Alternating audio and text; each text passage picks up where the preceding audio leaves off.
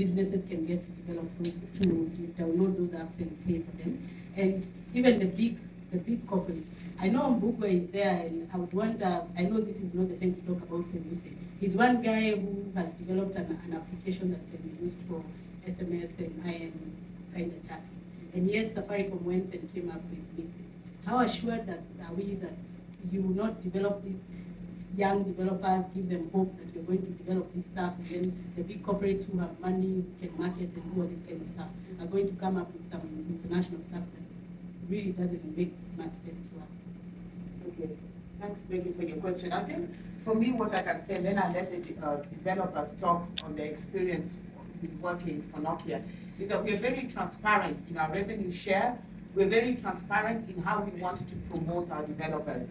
As we shared, WhatsApp and AfroWhat were in the top 20. We found out, we actually went, looked at their apps, what were the critiques that had been made, and then gave them the feedback to do that. And I think our goal at Nokia is to really develop the mobile ecosystem in East and Southern Africa. We want to engage with developers. We want locally relevant apps, and that has been the key thing. When you look at what's happening, we really have a lot of apps that do not make sense for our continent, do not make sense in our system. And what we are telling people is, please come up with apps that are locally relevant, and we'll be able to support you. We'll do the marketing for you. We'll get the ads. I mean, if you look at the app wizard, it actually gives you, if you want to allow ads to be placed on your app. So we are there. We are committed to seeing the developer community grow. We are putting our money where our mouth is, and that is, we want to see more locally relevant apps. We want to see the developer community grow. Uber didn't say this, but we do support substantially the Mobile Money initiative across the world, you know, not only the Mobile Money Kenya chapter, and we put our money where our mouth is.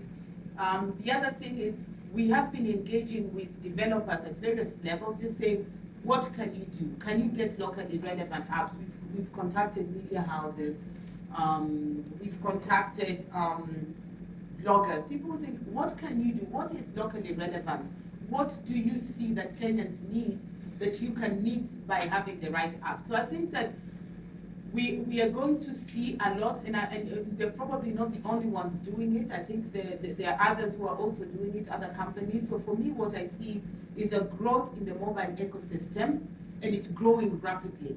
And that's the thing about Kenya as well, is that it can take us a long while, but then when we adopt, we just really take it, adopt, and take off. And for me, I see in a year's time, the conversations will be different, and the number of applications that we will have on OviStore that are from our region, East Africa community, will be amazing.